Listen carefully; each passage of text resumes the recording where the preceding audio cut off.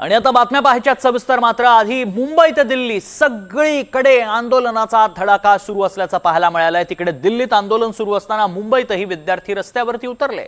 मुंबईमध्ये ठिकठिकाणी विद्यार्थ्यांचं आंदोलन सुरू आहे। शिवाजी पार्कात देखील केंद्रीय शिक्षण मंत्री धर्मेंद्र प्रधान यांच्या राजीनाम्यासाठी विद्यार्थी आक्रमक झाल्याचं दिसलं। मोठ्या संख्येने विद्यार्थी शिवाजी पार्कमध्ये उतरले। तिकडे चेंबूरमध्ये विद्यार्थ्यांचं आंदोलन सुरू झालं। सरकार विरोधात विद्यार्थी रस्त्यावरती उतरले असतानाच लोअर परळमध्ये भाजपनं काँग्रेस विरोधात आंदोलन केलं। तर गांधी भवन परिसरामध्ये काँग्रेसनं भाजप विरोधात जोरदार आंदोलन केल्याचं पाहायला मिळालंय। त्यामुळे मुंबईमध्ये आज सर्वत्र आंदोलकांचा एक प्रकारे धडाकाच पाहायला मिळाला। शिवाजी पार्क, चेंबूर, लोअर परळ त्याचबरोबर गांधी भवन परिसरात देखील जोरदार आंदोलन करण्यात आले। विद्यार्थी काही ठिकाणी आक्रमक बनलेले होते। त्यामध्ये आपण पाहतोय की शिवाजी पार्कात त्याचबरोबर चेंबूरमध्ये विद्यार्थ्यांचं आंदोलन, तर दुसरीकडे लोअर परळ आणि गांधी भवन परिसरात भाजप आणि काँग्रेस हे आमने सामने आल्याचं दिसलं।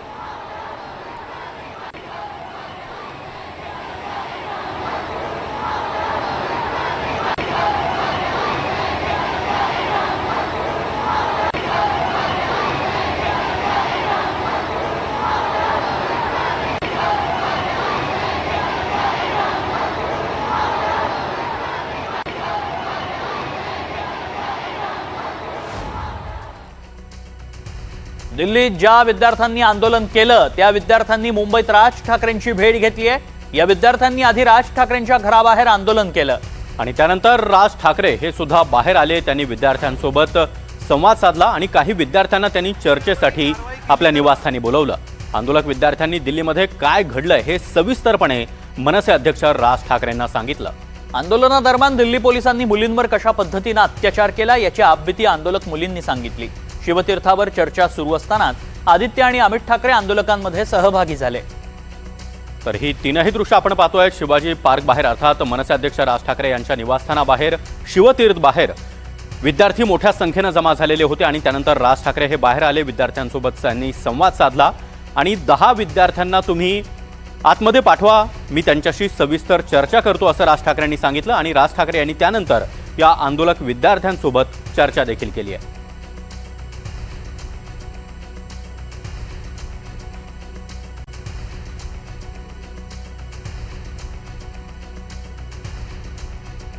दरम्यान आदित्य ठाकरे आणि अमित ठाकरेंनी विद्यार्थी आंदोलनावरून काय प्रतिक्रिया दिल्या आहेत पाहूयात।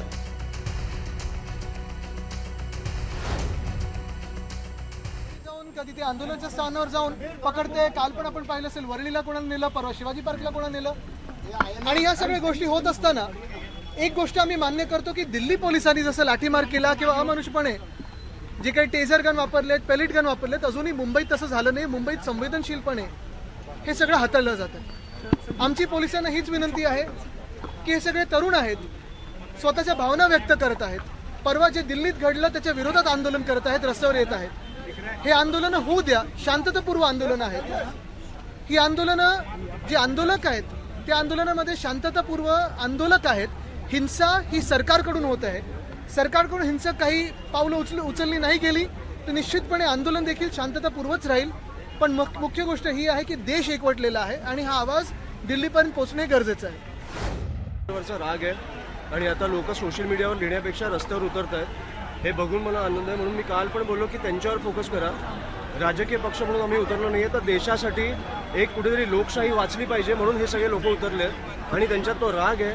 आम्ही त्यांच्या पाठीशी आहोत हे दाखवायला आम्ही उतरलो आहे। आणि कुठे हात लावतात तुम्ही विद्यार्थ्यांना हात तर लावून दाखवा, आम्ही आहोत त्यांच्या पाठीशी। त्याच्यामुळे त्याच्यासाठी आम्ही उतरलो आहे। त्यांना काही घाबरायची गरज नाही आहे। कुठेतरी हे जे तरुण रक्त आहे ते चिघळलंय आणि ते सरकारला जाब विचारत आहे।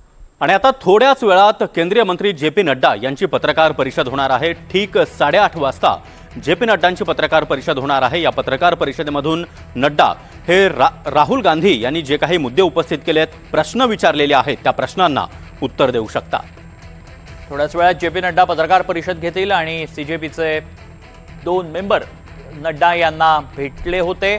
त्यानंतर आता नड्डा काय बोलतात ते पाहणं महत्त्वाचं असणार आहे। त्यामुळे थोड्याच वेळात या पत्रकार परिषदेला सुरुवात होईल। ही लाईव्ह पत्रकार परिषद एनडीटीव्ही मराठीवर आपल्याला पाहता येणार आहे।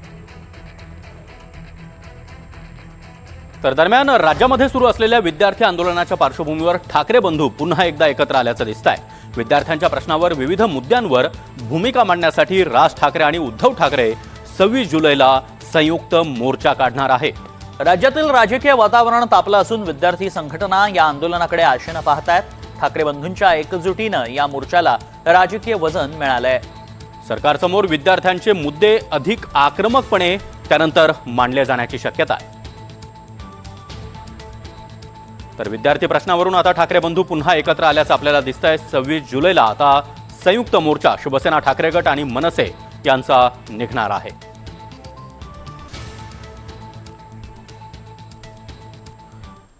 दिल्लीतील विद्यार्थी आंदोलनाच्या पार्श्वभूमीवर ज्येष्ठ समाजसेवक अण्णा हजारे उद्या सकाळी 11 ते दुपारी 1 या दरम्यान मौन आंदोलन करणार आहेत. अहिल्यानगरमधील वाडिया पार्क इथं गांधी स्मारकमध्ये हे मौन आंदोलन होणार आहे. विद्यार्थ्यांसोबत संवाद साधून त्यांचे प्रश्न मार्गी लावावेत अशी भूमिका अण्णा हजारे यांनी मांडली आहे. लोकशाहीमध्ये संवादाऐवजी दडपशाहीचा मार्ग स्वीकारला जात असल्याबद्दल त्यांनी चिंता व्यक्त केली आहे. विशेष म्हणजे या आंदोलन स्थळाला प्रतिकात्मक स्वरूपात नगरचं जंतर मंतर असं नाव देण्यात येणार आहे.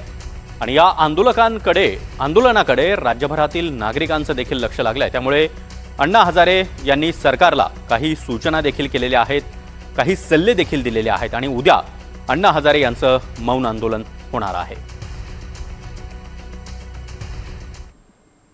केंद्रीय शिक्षण मंत्री धर्मेंद्र प्रधानांनी राजीनामा द्यावा अशी मागणी राहुल गांधी यांनी पत्रकार परिषद घेऊन केली आहे. पंतप्रधान मोदींनी देशाची विद्यार्थ्यांची माफी मागावी अशी मागणीही राहुल गांधींनी केली आहे. इतकंच नाही तर सरकार संसदेमध्ये नीट पेपरफुटी प्रकरणावर चर्चा करायला तयार असल्याचं संसदीय कामकाज मंत्री किरेन रिजिजू यांनी सांगितलंय.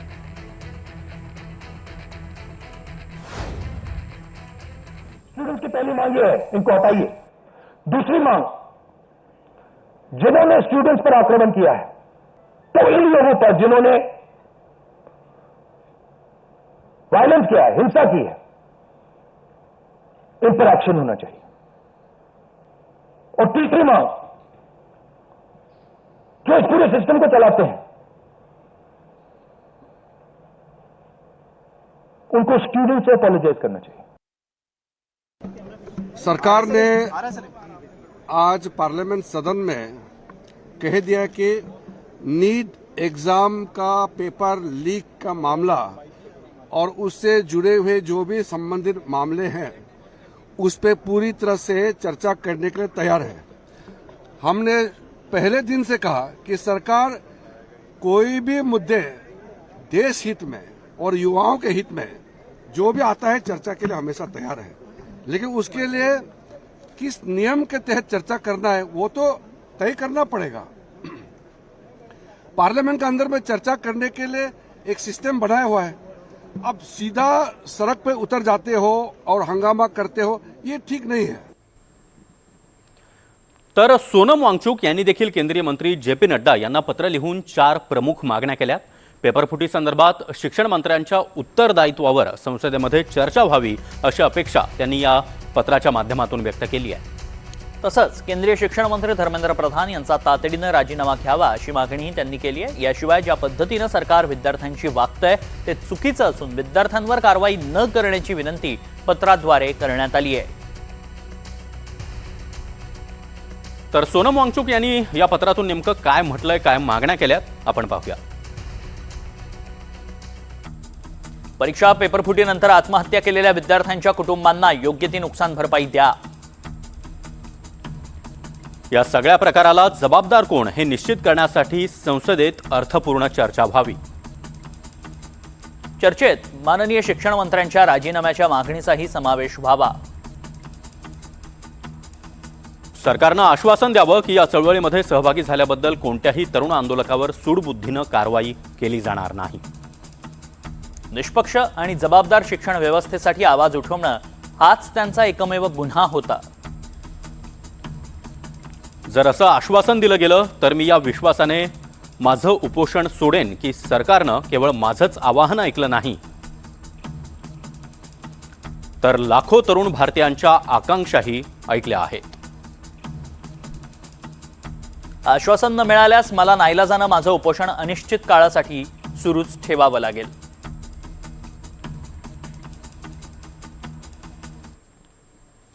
दिल्ली उच्च न्यायालयानं विद्यार्थ्यांवरील लाठीचार्जची गंभीर दखल घेत दिल्ली पोलिसांना नोटीस बजावली आहे। कोर्टानं दिल्ली पोलीस आणि केंद्र सरकारला जाब विचारलाय आणि सोबतच लाठीचार्जचं जे काही सीसीटीव्ही फुटेज आहे ते सुरक्षित ठेवण्याचे आदेश देखील दिले आहेत। यामध्ये परिसरातील सीसीटीव्ही फुटेज, पोलिसांच्या बॉडी कॅममधील फुटेज यांचा देखील समावेश असेल। दिल्ली हायकोर्टानं 4 आठवड्यात उत्तर देण्याचे निर्देश दिले असून 11 सप्टेंबरला या प्रकरणाची सुनावणी पार पडणार आहे।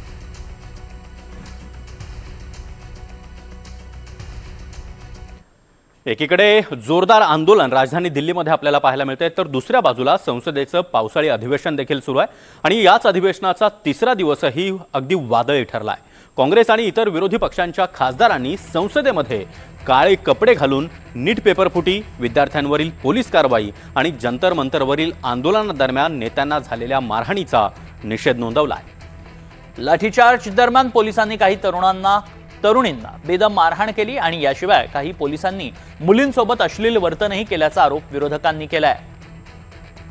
आणि या सगळ्याचाच निषेध म्हणून विरोधकांनी काळे कपडे घालून पोलीस कारवाईचा आणि सरकारच्या भूमिकेचा निषेध नोंदवला आहे। हम सब लड़ रहे हैं उनके लिए। और जब छात्रों की नहीं सुनी जाएगी तो सड़कों पे आएंगे। और जो सरकार ने व्यवहार किया है, इस्तीफा तो क्या है, इस्तीफा तो जब चाहेंगे तब मंत्री ले लेंगे, सदन के बाद ले लेंगे। लेकिन सवाल ये जो छात्रों के साथ व्यवहार हुआ है, उनके हाथ तोड़े, सर तोड़ा, उनके कपड़े फाड़े, क्या बेटियों के कपड़े फाड़ेंगे आप? हम और राहुल जी थे। अध्यक्ष महोदय, हम मजबूरी में गए हैं प्रधानमंत्री के आवास पर। अगर आप सुन लेते हैं यहाँ पर तो हम नहीं जाते। क्या प्रधानमंत्री स्टेटमेंट नहीं दे सकते हैं? युवाओं के लिए आप बाहर बोल सकते हैं, सदन में क्यों नहीं बोल सकते हैं आप? और नीट एग्जामिनेशन के बारे में और रूल्स 267 के तहत यहाँ पर बहस करना चाहते हैं, उसके लिए अगर फेयर डिस्कशन होना है तो शिक्षा मंत्री पहले राजीनामा देना चाहिए। धन्यवाद। जब वो राजीनामा नहीं देंगे, निष्पक्षपात चर्चा यहाँ नहीं होगी। इसीलिए अगर निष्पक्षपात चर्चा होना तो मैं रिक्वेस्ट करता हूं गवर्नमेंट को, वो रिजिग्नेशन दिलाए, चर्चा शुरू करेंगे। 267 के तहत हम चर्चा शुरू करेंगे।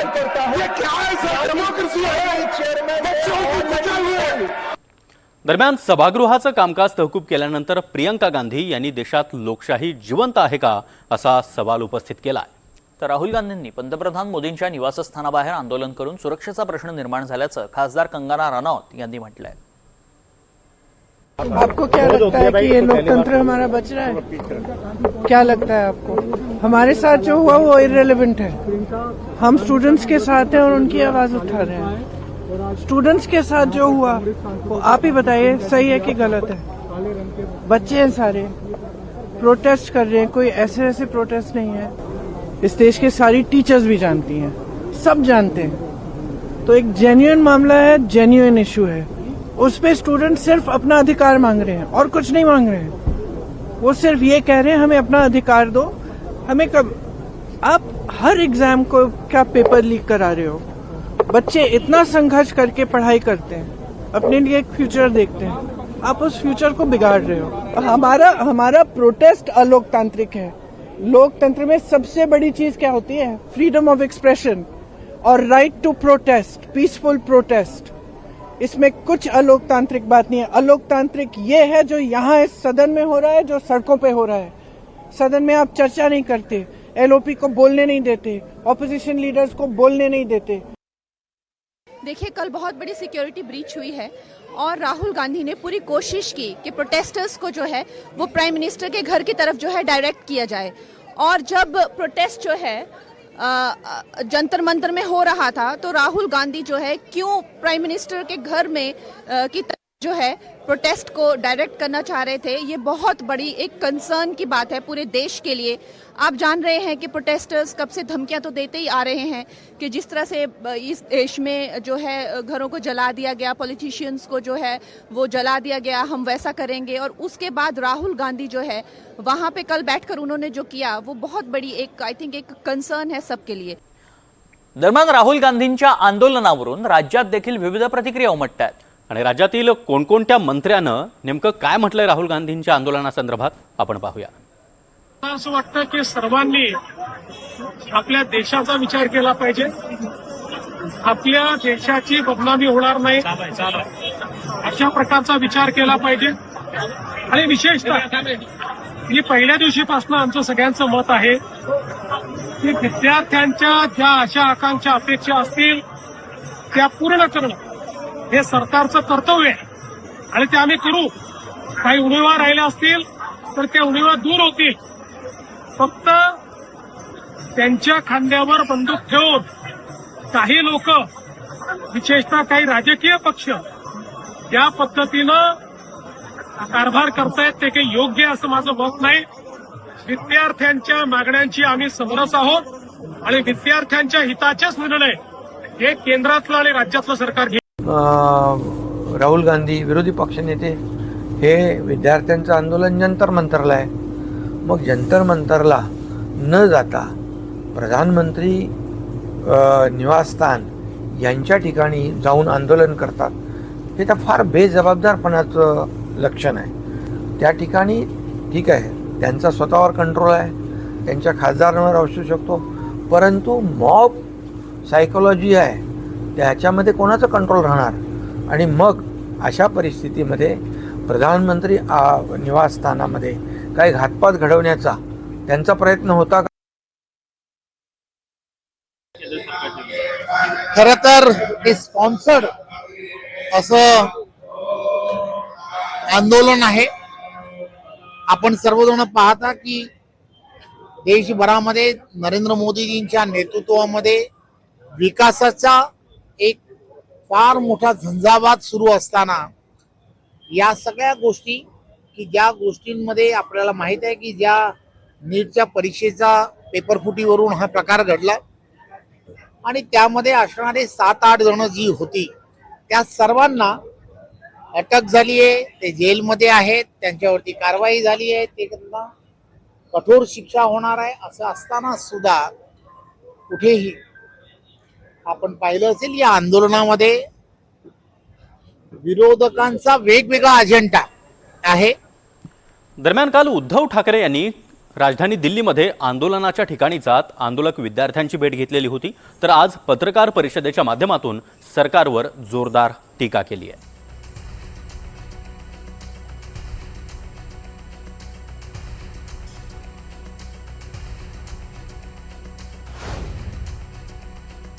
बेरहमी के साथ सरकार इनके साथ पेश आ रही है या सुलूक कर रही है, ये कोई प्रजातंत्र का लक्षण नहीं है. ये तो अब बहुत सारे लोग कहने लगे कि इनसे तो अंग्रेज अच्छे थे. ऐसी बात क्यों करने लगे लोग? तो इसका मतलब ये है कि आज जो भी सत्ता में है शायद उनके दिमाग में हवा चली गई है और वो हवा निकालने के लिए जनता को, सिर्फ उनको ही नहीं, कल मैंने देखा कि बहुत सारे लड़कियां मतलब बच्ची है 9-10 साल की है, कुछ महिलाएं हैं, जिस तरीके से उनके साथ बर्ताव किया गया, ये हिंदू संस्कृति का, मैं नहीं मानता कि ये हिंदू संस्कृति में इसको मान्यता है कि महिलाओं के साथ ऐसा व्यवहार करे. तो फिर रावण और आप में फर्क क्या है? इस्तीफे को लेकर आप लोग भी डटे हुए हैं. अगर बच्चे इस्तीफा मांग रहे हैं तो क्या उसमें गलत क्या है? उनका भविष्य का मामला है ना. एक व्यक्ति या पूरा देश का भविष्य, इसमें आपको चुनना है. उद्धव ठाकरेंच्या जंतर मंतरवरील भेटीवरून सत्ताधारी गटातील नेत्यांनी जोरदार टीका केल्याचं यावेळी पाहायला मिळालं. चांगलं आहे ना, 1 महिन्यानंतर तिथे गेले, चांगलं आहे. तर आम्हाला तर अपेक्षा अशी होती की ऑनलाईन त्यांच्यावर पण बोलले असते, पण तिथे गेले, आनंद आहे. लोकशाहीतला तो भाग आहे. मी मगाशी ज्यांची नावं घेतली हे डाव्या विचाराचे होते. डाव्या विचारामध्ये आता युबीटी देखील सामील होते, हे आपल्याला बघायला मिळतंय. काँग्रेस देखील डाव्या पक्षामध्ये सामील झालं. त्याच्यामुळं या सगळ्या गोष्टीचा परिपाक एवढाच आहे की जो विद्यार्थ्यांना न्याय मिळवून द्यायचा होता त्यांना वेगळ्या ट्रॅकवर आणलं गेलंय आणि याला जबाबदार लाठीचार्ज जो झालाय त्याला पूर्ण जबाबदार एनडीएच्या विरोधात असलेले सगळे. आपले पहिले आमदार खासदार आणि आपले नगरसेवक सांभाळून घेतले पाहिजे. चालले उलटवाले, काय संबंध आहे? 2029ला निवडणूक आहे. आता फक्त विकासाचे राजकारण करा. काय लावलं याच्यामध्ये? कुठं चाललंय, कुठं आहे, काय सत्ता फटफट होणार आहे त्यांचे सांभाळते त्यांना. त्यामुळं मला असं वाटतं हा विनोद आहे, विनोद एक प्रकारचा जोक आहे. त्यामुळं या जोकमध्ये काही जाऊ नका. मराठा आंदोलक मनोज जरांगे यांनी देखील दिल्लीमधील विद्यार्थ्यांच्या आंदोलनाला पाठिंबा दिलाय. मनोज जरांगे यांनी जंतर मंतरवर जाऊन आंदोलकांची भेट घेत त्यांच्यासोबत चर्चाही केली आहे. यावेळी माध्यमांशी बोलताना जरांगेंनी सरकारला इशारा दिला, जर पुन्हा विद्यार्थ्यांवर लाठीचार्ज केला तर महाराष्ट्रात फिरू देणार नाही असा इशाराच त्यांनी दिलाय. जरांगेंच्या या इशाऱ्यानंतर गुणरत्न सदावर्ते यांनी मात्र जोरदार पलटवार केलाय. पाहूया. सुद्धा लावून धरलंच होतं आम्ही, असं नाहीये. या लेकरांची कदर आम्हाला होतीच, त्यांच्यावरती माया पण होतीच. आम्ही येणार, साथ पण देणार आणि सरकारचा जर इथून पुढे हल्ला केला तर मास. की मनोज काय म्हणजे काय हे आहे काय एखाद्या म्हणजे एखाद्या संविधानिक पदावर आहे की मनोज कोण आहे? मनोज एका मर्यादित एका समाजाला एका कारणासाठी काही काळ म्हणजे गुत्तेदारी मोठी होईपर्यंत कॉन्ट्रॅक्टरशिप मोठी होईपर्यंत एक साधारण हातात आलेलं काहीतरी आणि काहीतरी मिळवण्यासाठी ती धडपड केलेला मुलगा आहे किंवा माणूस आहे. आता अशा माणसाला शिक्षणशास्त्रावर त्यांनी बोलावं. मला आपल्या माध्यमातून हे म्हणायचं आहे की एकूण जर राजकारणी लोकांच्या त्यांच्या मुलाखती जर बघितल्या, त्यांच्यापैकी 30 सेकंद कोणी असं बोललं का की NEET मध्ये हे बदल झाले पाहिजे, परीक्षा पद्धतीमध्ये हे बदल झाले पाहिजे? कुणीच बोललं नाही, कुणालाच बोलायचं नाही.